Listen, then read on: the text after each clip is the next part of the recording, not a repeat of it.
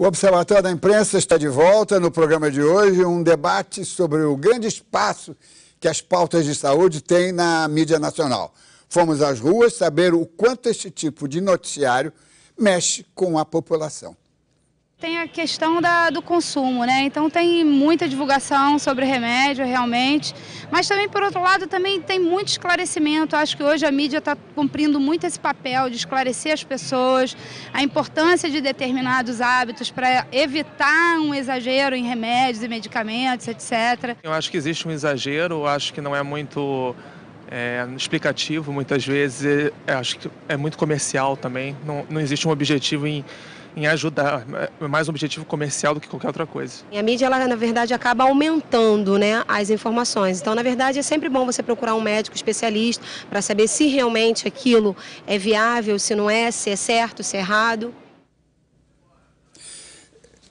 José Gomes Temporão, tem uma coisa que é o seguinte, não é só o brasileiro, mas o ser humano é hipocondríaco, né? Ele naturalmente ele quer se queixar dos seus achaques, né? Eu vivi em Portugal muitos anos, no nosso Portugal, muitos anos. A fila na farmácia era incrível, porque a farmacêutica tinha que ficar ouvindo as aflições e os achaques de cada um dos que iam lá comprar o remédio e tal. Quer dizer, é uma coisa natural.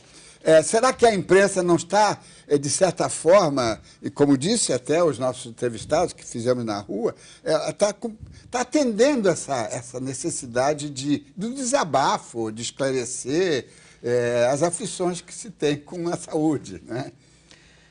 Acho que nós estamos diante de um fenômeno bem complexo, muito contraditório também, porque, de um lado, se nós imaginarmos que a prática médica moderna, cada vez mais tecnicista, cada vez mais distante de uma visão mais humanista, onde o médico, o terapeuta... Eu sempre aprendi na boa escola médica que a primeira droga que se prescreve a um paciente é o próprio terapeuta, o próprio médico, não é? E o médico está com pouco tempo para conversar, está com pouco tempo para ouvir, está sem tempo de tocar o paciente. Isso interfere na relação e interfere no sucesso do próprio tratamento. Ora, de uma certa forma, a população busca se informar. Será que a qualidade dessa informação é a mais adequada? Aí eu vejo muita contradição. Eu vejo coisas positivas, programas muito interessantes na TV, que são mais informativos, na linha mais de educar, né? Mas vejo também muita má informação, desinformação e muita publicidade escondida ou maquiada sobre a forma de informação. O pessoal brinca dizendo que hoje, por exemplo, uma coisa importantíssima em saúde pública é o Dr. Google. Quer dizer, o cidadão chega no consultório do médico com 40 páginas impressas e diz: doutor, essa é a minha doença, agora o senhor resolve para mim o que o senhor vai fazer com a minha doença. Então, a maneira como se constrói, como as pessoas se informam adequadamente, esse é que é o ponto, né? Eu acho que a mídia pode ter um papel muito importante, deve ter. Eu gostei muito da colocação da jornalista de São Paulo, quer dizer, um jornalismo científico bem informado, ético, né? Bem fundamentado. Não vamos esquecer também das novas mídias, as redes sociais, a internet. Por exemplo, quando eu estava no Ministério, no enfrentamento da gripe H1N1 e da dengue, nós usamos muito Twitter, Facebook, Google, blogs, não é?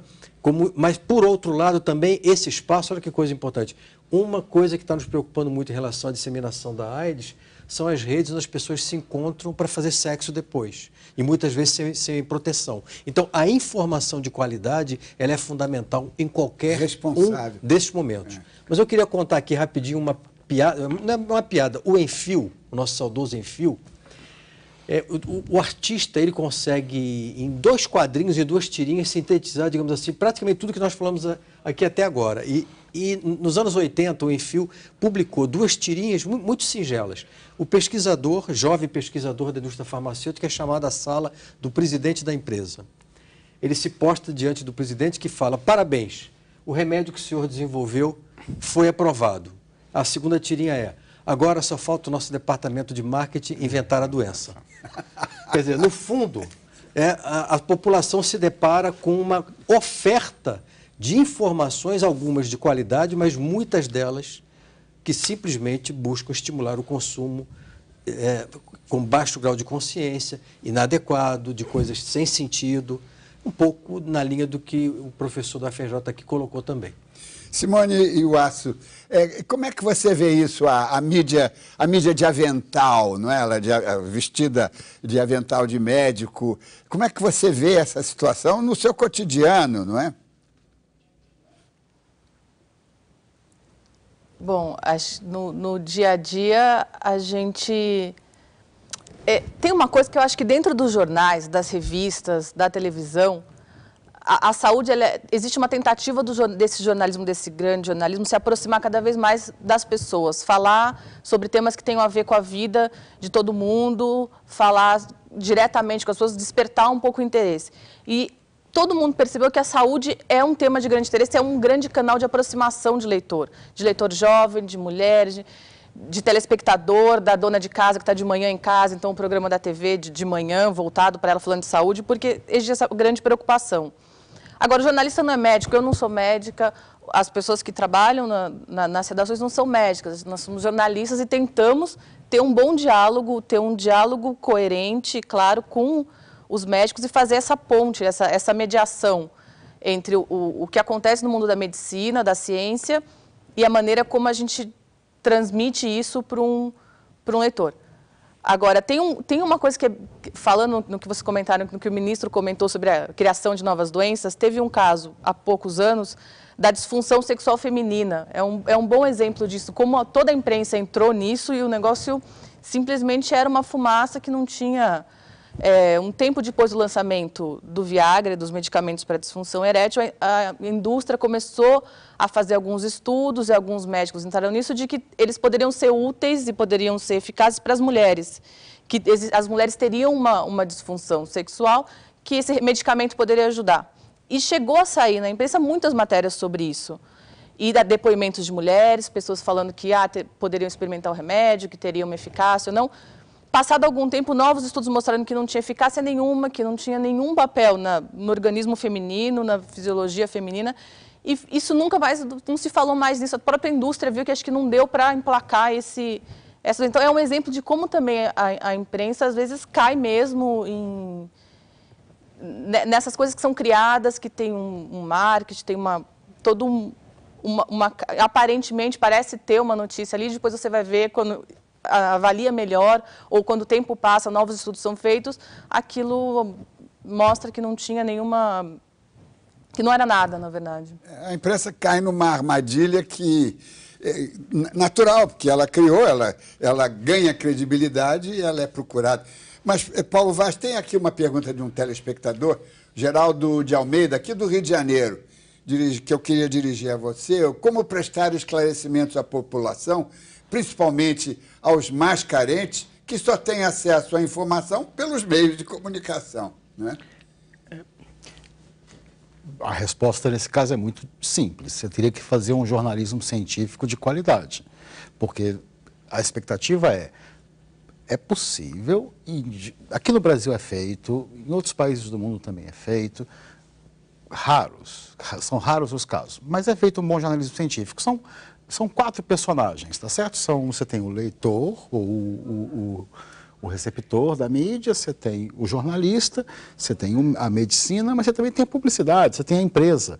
Você tem que conseguir levar em conta essas 4 dimensões.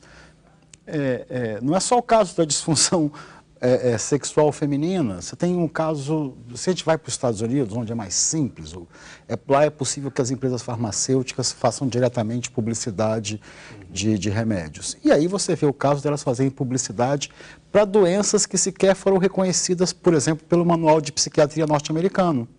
Então, estava criando lá uma síndrome da ansiedade excessiva, você estava muito preocupado em casa, muito preocupado no trabalho.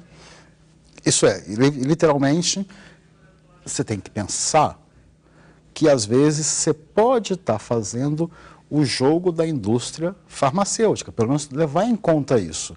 Isso não é só a ciência, porque também a própria ciência está extremamente mesclada nesse caso, e é preciso ter suspeita com a indústria farmacêutica. Grande parte das pesquisas hoje é feita pelas empresas farmacêuticas. O caso simples, que é o caso também do Enfil, só que é o concreto, criou-se um medicamento para depressão. Na década de 60, um dos primeiros remédios que agia sobre. A empresa que criou esse medicamento distribuiu 50 mil livros para médicos no país, para que eles passassem a receitar mais esse antidepressivo. Isso tem uma dimensão que é para voltar à questão inicial desse bloco. De um lado, nós somos hipocondríacos, nós tememos a morte, nós queremos não morrer. Queremos o bem-estar, né? Isso, mas, por outro lado, você pode estar criando medo. Porque como você vai consumir? O que me leva a consumir um medicamento? Só se ele, por acaso, me der alegria, se ele me recuperar, se eu estou preocupado de estar doente. Vamos fazer um intervalo e voltamos daqui a pouco.